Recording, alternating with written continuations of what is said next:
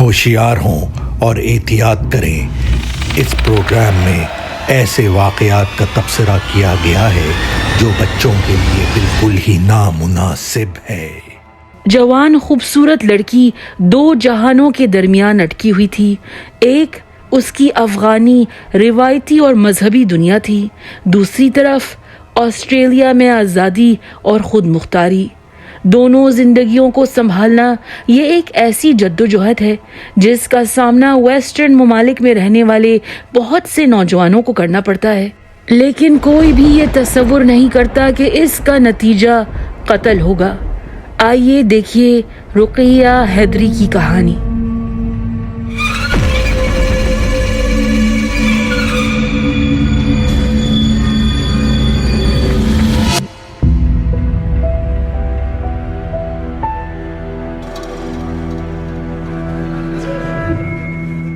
Australia کی ریاست Victoria کے شہر شیپرٹن میں رقیہ حیدری نے پرورش پائی۔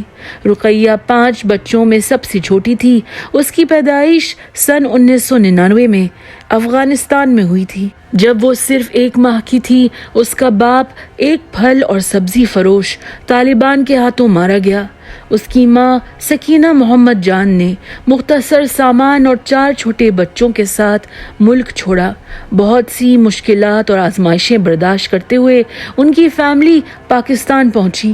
سکینہ اور بچوں کے پاس کوئی لیگل ڈاکیومنٹس نہیں تھے۔ نئے کاغذات بنائے گئے جن پر سب کی برتھ ڈیٹ 1 جنوری لکھی گئی۔ صرف پیدائش کا سال سکینہ کو یاد تھا تو وہ درست لکھا گیا۔ چند سال پاکستان میں گزارنے کے بعد سن 2013 میں فیملی آسٹریلیا منتقل ہو گئی اور وہ شیپرٹن میں رہائش کرنے لگے۔ شیپرٹن شہر میں امیگرنٹس بڑی تعداد میں رہتے ہیں، خاص طور پر عراق، کویت، افغانستان کے ریفیوجیز۔ بچوں کا داخلہ آسٹریلین پبلک سکولز میں ہوا۔ انہوں نے انگریزی سیکھی، اپنی ہزارہ کمیونٹی سے باہر دوستیاں کی۔ سن 2014 میں رقیہ 15 سال کی تھی کہ ماں نے اس کا نکاح جاننے والوں کے لڑکے سے طے کر دیا۔ رقیہ اور اس کے شوہر کی شادی 5 سال تک مشکلوں سے چلی اور پھر ان کے بیچ ڈیورس ہو گئی۔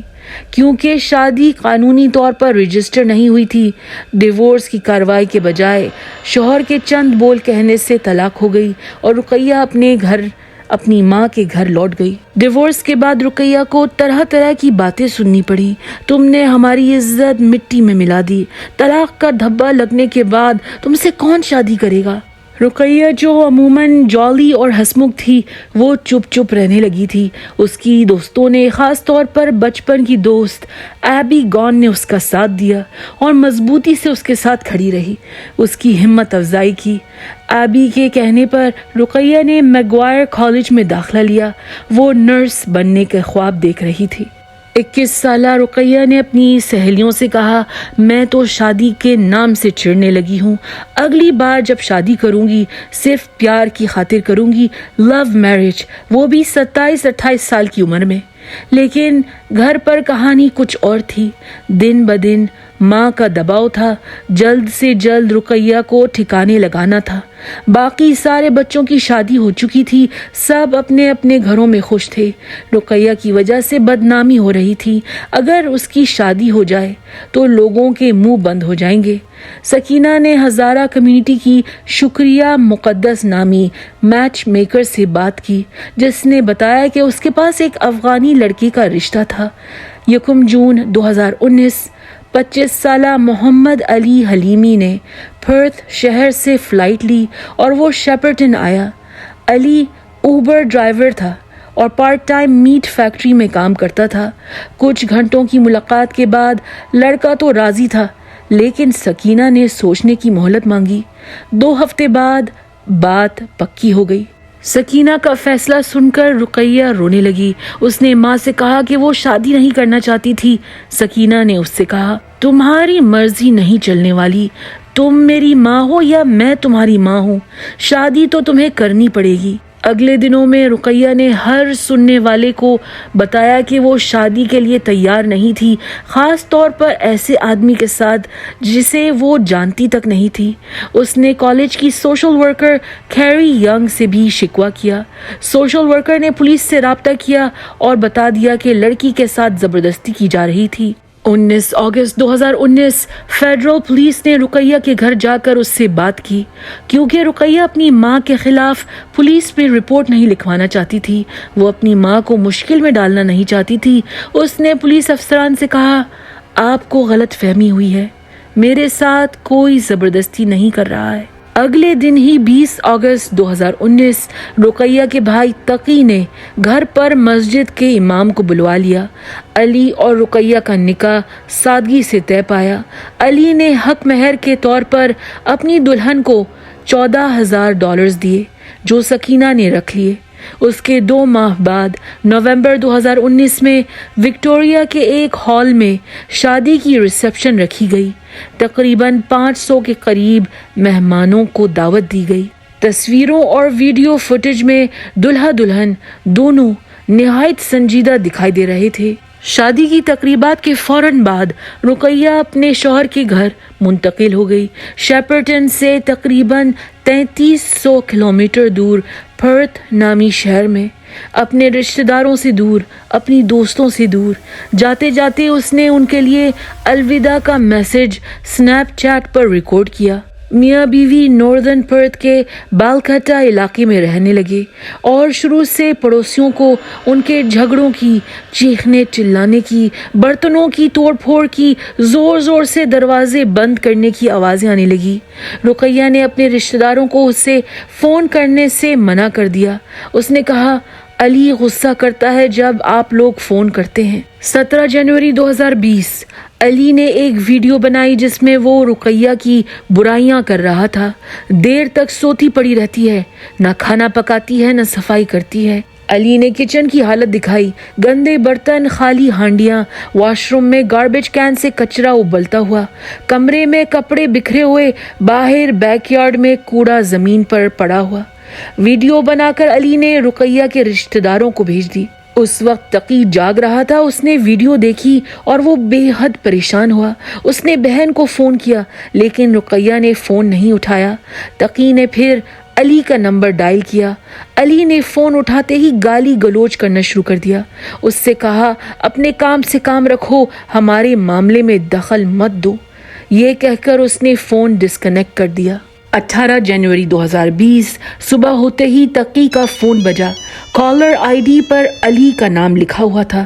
تقی نے ڈرتے ڈرتے فون اٹھایا اور کہا، ہیلو۔ علی نے چھوٹتے ہی کہا، شادی کے 6 ہفتے ہو گئے ہیں، تمہاری بہن نے مجھے قریب آنے تک نہیں دیا، وہ مجھ سے پیار نہیں کرتی ہے، بار بار مجھے بھگا دیتی ہے، مجھے دفع ہو جاؤ، ایف آف کہتی ہے۔ اتنے میں تقی کو بیک گراؤنڈ میں رقیہ کی آواز سنائی دی۔ وہ پوچھ رہی تھی، کس سے بات کر رہے ہو؟ میاں بیوی کا جھگڑا شروع ہو گیا اور تقی بے بسی کے عالم میں صرف سنتا رہا۔ لگتا تھا کہ ان کی لڑائی اب ہاتھا پائی تک چلی گئی تھی۔ تقی کو بہن کی چیخیں سنائی دیں، مجھے مت مارو، مجھے مت چھوؤ، مجھے مت مارو۔ پھر علی نے فون بند کر دیا۔ تقریباً 9 منٹ بعد تقی کا فون ایک بار پھر بجا۔ علی نے تقی سے چند الفاظ ایسے بولے کہ اس کے ہاتھ کانپنے لگے۔ علی نے کہا، مرد ہو تو اپنی بہن کی لاش لینے آ جاؤ۔ علی نے فون رکھ دیا اور پھر اس نے بڑے اطمینان سے میرابو کا پولیس اسٹیشن کا رخ کیا۔ خون آلود کپڑوں میں وہ تھانے میں داخل ہوا۔ اس نے افسران سے کہا، میں نے اپنی بیوی کو ذبح کر دیا ہے۔ علی کو وہیں کا وہیں گرفتار کیا گیا۔ پیرامیڈکس، پولیس افسران اور فورینزک اسپیشلسٹ جب گھر میں داخل ہوئے، 21 سالہ رقیہ حیدری خون کے تیلاب میں زمین پر پڑی تھی۔ اس کی گردن کٹی ہوئی تھی، وہ دم توڑ چکی تھی۔ آٹوپسی کے بعد رقیہ کو وکٹوریہ کے کیالا ویسٹ سیمیٹری میں دفنایا گیا۔ اس کی موت کے 9 مہینے بعد سکینہ محمد جان کو بیٹی کی زبردستی شادی کروانے کے جرم میں گرفتار کیا گیا۔ جولائی 2021 محمد علی حلیمی کا مقدمہ شروع ہوا کیونکہ اس نے خود سے اقرار جرم کر لیا تھا۔ اس کے دفاعی وکیل شیمس رافرٹی نے جج سے گزارش کی کہ وہ سزا دیتے وقت رحم دلی سے پیش آئے۔ مسٹر رافرٹی نے بتایا کہ علی 5 سال کی عمر میں یتیم ہو گیا تھا۔ چائلڈہڈ ٹراما نے اس کے دماغ پر برا اثر کیا تھا۔ وہ پیار کا بھوکا تھا۔ اس نے ایک آئیڈیل شادی سوچ رکھی تھی کہ وہ اپنی بیوی سے محبت کرے گا اور بیوی سے بھی اسے پیار ملے گا، لیکن اس کا خواب پورا نہیں ہوا۔ دفاعی وکیل کے مطابق زیادتی صرف رقیہ کے ساتھ نہیں ہوئی تھی، علی کے ساتھ بھی بہت برا ہوا تھا، اسے بھی دھوکہ دیا گیا تھا۔ عدالت میں علی کے ہاتھ کا لکھا ہوا خط پڑھا گیا۔ علی نے کہا، اس کی موت کے بعد میں تو شاکڈ ہو گیا تھا جب مجھے پتہ چلا کہ رقیہ شروع سے شادی کے لیے راضی نہیں تھی اور اس کے ساتھ زبردستی کی گئی تھی۔ اگر مجھے معلوم ہوتا میں اس کی مدد کرتا، ڈیورس لینے میں اس کا ساتھ دیتا تاکہ ہم دونوں خوشی سے اپنی اپنی زندگی گزار لیں۔ جسٹس برونو فیاناکا نے یہ بہانہ بے بنیاد قرار دیا۔ جج نے کہا، تمہیں شروع سے معلوم تھا کہ رقیہ اس شادی سے خوش نہیں تھی، پھر بھی تم نے اس سے شادی کی، اور جب اس نے تمہاری عزت کرنے سے انکار کر دیا، جب اس نے تمہیں بار بار ریجیکٹ کیا، تمہاری نافرمانی کی، تو تمہاری برداشت ختم ہو گئی اور تم نے اس کی جان لے لی۔ محمد علی حلیمی کو عمر قید کی سزا سنائی گئی۔ مئی 2024 رقیہ کی ماں سکینہ کو عدالت میں پیش کیا گیا۔ 48 سالہ سکینہ جان کے دفاعی وکیل بیرسٹر اینڈریو بکلن نے کہا کہ سکینہ نے صرف اپنی بیٹی کا بھلا چاہا تھا۔ اس کے لیے بیٹی کی زندگی بہتر کرنے کے لیے شادی واحد طریقہ تھا۔ کورٹ میں بتایا گیا کہ سکینہ کی خود کی شادی 12 سال کی عمر میں ہوئی تھی۔ وہ 13 سال کی عمر میں ماں بن چکی تھی۔ برادری کے پریشر میں آ کر سکینہ نے اپنی بیٹی پر دوبارہ شادی کرنے کا دباؤ ڈالا تھا۔ محمد علی حلیمی کے بارے میں فیملی نے تعریفیں سنی تھی۔ وہ دیکھنے میں بھلا آدمی لگتا تھا، کسی کو اندیشہ نہیں تھا کہ وہ تشدد پر اتر آئے گا۔ جج فرین ڈالزیل نے سکینہ سے مخاطب ہوتے ہوئے کہا، رقیہ کا باپ نہیں تھا، تم اس کے لیے سب کچھ تھی، وہ تم پر بھروسہ کرتی تھی۔ ماں ہونے کی حیثیت سے تمہارے پاس بہت اختیار تھے جن کا تم نے غلط استعمال کیا۔ سکینہ محمد جان کو 3 سال قید کی سزا سنائی گئی۔ سکینہ آسٹریلیا میں پہلی شخص ہے جسے زبردستی کی شادی فورسڈ میرج کے جرم میں جیل ہوئی ہے۔ یہ قانون 2013 میں متعارف کیا گیا تھا۔ جیل کی سزا کاٹنے کے بعد ممکن ہے کہ اسے افغانستان ڈپورٹ کر دیا جائے گا۔ وکٹوریہ ڈسٹرکٹ کورٹ کے باہر سکینہ نے میڈیا سے روتے ہوئے کہا، میں بے قصور ہوں، میں اپنی سزا کو قبول نہیں کرتی۔ اس کے رشتہ دار اور جاننے والوں نے زوردار آوازوں میں فیصلے پر اپنی ناراضگی کا اظہار کیا۔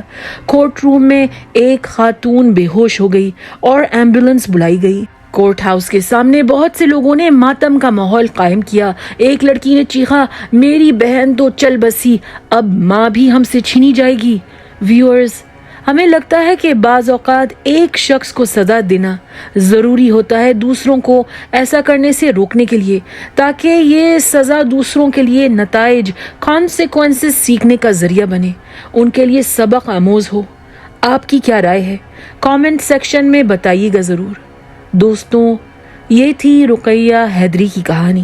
ہمارے چینل کو سپورٹ کریے اور محفوظ رہیے۔